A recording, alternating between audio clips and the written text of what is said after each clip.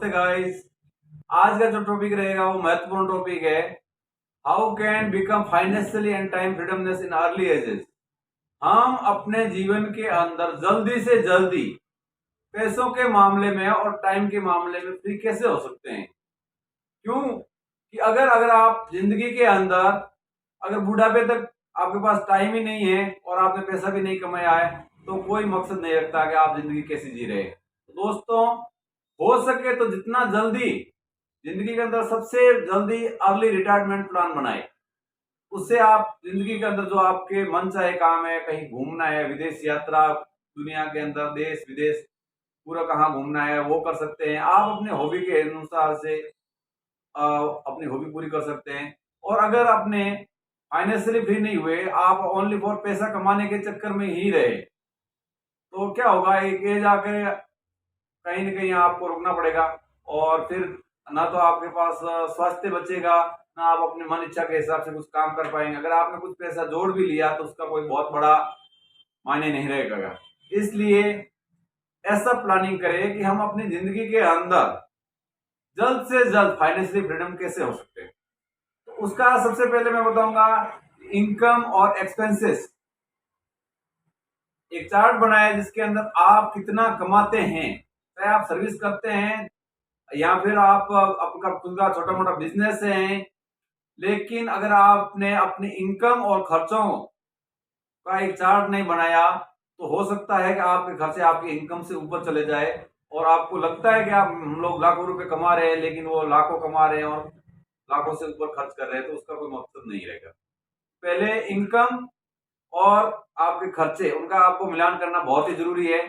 और कोशिश करें कि आपने खर्चों के अंदर कम से कम कटौती करके और अपनी इनकम को बढ़ाए, अपनी इनकम को बढ़ाए ताकि आप जल्द से जल्द फाइनेंशियली फ्री हो सकते हैं। दूसरा है आपको एसेट वर्सेस लाइबिलिटीज।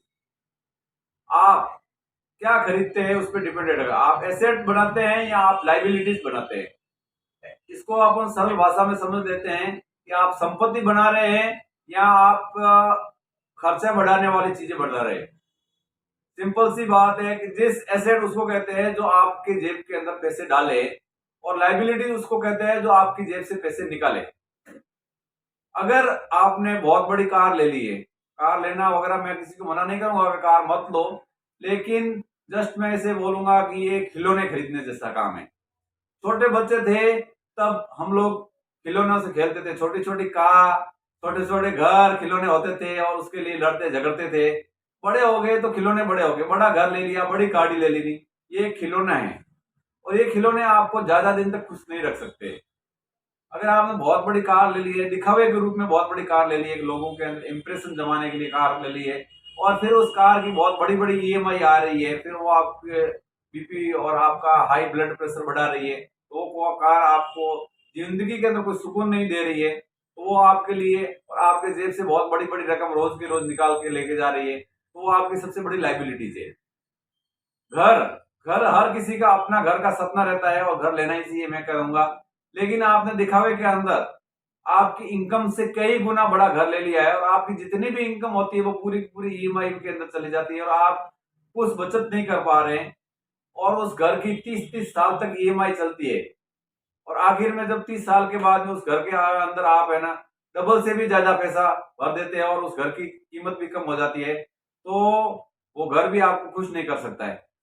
तो घर आप लीजिए, लेकिन ऐसा लीजिए कि अगर हम लोग रेंट से रहे और अगर हम अपना खुद का घर लें और जितना रेंट जा रहा है उतनी अगर उसकी ईएमआई जा रही है तो धीरे धीरे घर आपका हो जाएगा, तो वो एसेट बन जाएगा। आपके ऊपर डिपेंड करता है उसको एसेट बनाया जाए या उसको लाइबिलिटीज बनाया जाए। तो हो सके तो जितना जितना आप एसेट बनाते रहिए।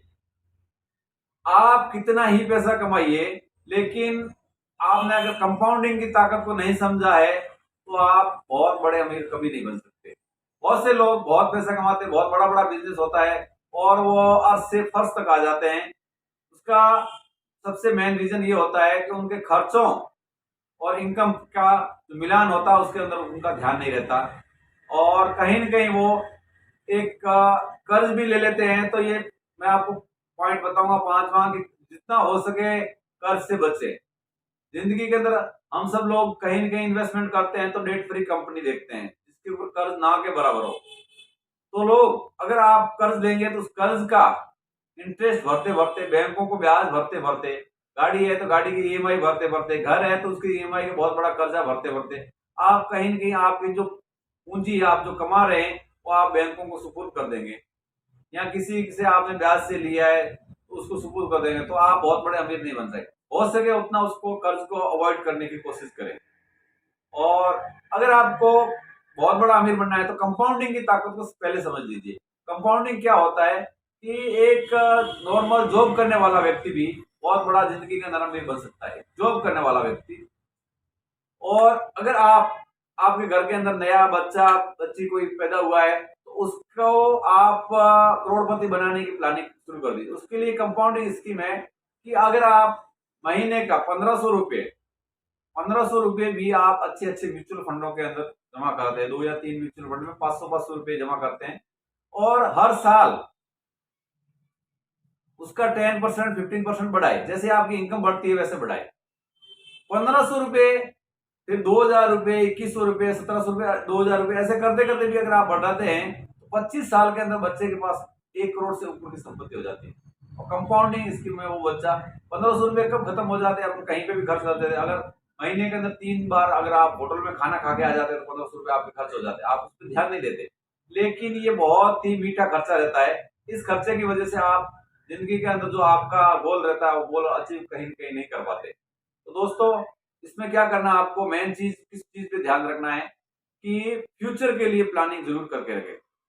फ्यूचर के लिए बहुत ज्यादा चिंतित होने की जरूरत नहीं है कि क्या होगा आगे क्या नहीं होगा। अगर आप महीने का 15,000 रुपये, इवन 15,000 रुपये भी कमाते हैं, और अगर 10,000 में आपका खर्चा चल रहा है, 5,000 रुपये आप इन्वेस्टमेंट करते हैं, इन्वेस्टमेंट, अगर आपको शेयर मार्केटिंग का नॉलेज नहीं है तो आप किसी भी कंपनी के अंदर आंख मीच के पैसा ना झोंके। शेयर मार्केटिंग में अच्छी अच्छी कंपनियां बहुत है। अगर आपको एनालिसिस करना आता है कि ये कंपनी जो लाइफ टाइम आपको बहुत बड़ा रिटर्न दे रही है और कंपाउंडिंग में 20-30% और इससे भी अब अपने को पैसा रिटर्न दे रही है, तो ही उसके अंदर आप इन्वेस्टमेंट करें। अन्यथा आप अच्छे अच्छे म्यूचुअल फंड खरीदें। म्यूचुअल फंड खरीदने के लिए आपको अपने बैंक अकाउंट से आप म्यूचुअल फंड खरीद सकते हैं। बैंक अकाउंट के जो ऐप रहता है उसके अंदर ऑप्शन रहते हैं, उसके अंदर आप by purchase mutual fund purchase कर सकते हैं। और उस म्यूचुअल फंड में आप एसआईपी करके चले, उसमें सिस्टमेटिक आपके महीने का महीने आपका 4,000 5,000 रुपए इन्वेस्टमेंट होता रहेगा, और उसके ऊपर आपका कंपाउंडिंग 20% 30%, कई कई म्यूचुअल फंड 40 से 50% से भी ज्यादा रिटर्न देते हैं। तो सोचिए, अगर आपका महीने का धीरे धीरे धीरे धीरे करके पैसा, अगर 1 लाख रुपया जमा हुआ साल भर में, इवन 5-7 हजार रुपये 8,000 रुपये भी महीने का आप भरते हैं, और 90,000 95,000 ऐसा लाख रुपए आपका हुआ है, तो उसके ऊपर अगर आपका 50% कंपाउंडिंग होता है तो 1.5 लाख रुपए बन जाता है साल में, और उस फिर 1.5 लाख के ऊपर वापस इंटरेस्ट कंपाउंडिंग होना शुरू हो जाता है। तो आप कहीं कहीं अमीर बनने के आपके चांसेस बहुत ज्यादा हो जाते हैं। आप जितना जल्दी बहुत ज्यादा पैसा कमा लेंगे, फिर उस पैसे के आधार पर जिस दिन, जब तक आप पैसों के लिए काम करेंगे, आपको जिंदगी भर काम करना है। और जब आपके लिए पैसा काम करना शुरू करेगा, उस दिन आप फाइनेंशियली फ्री हो सके।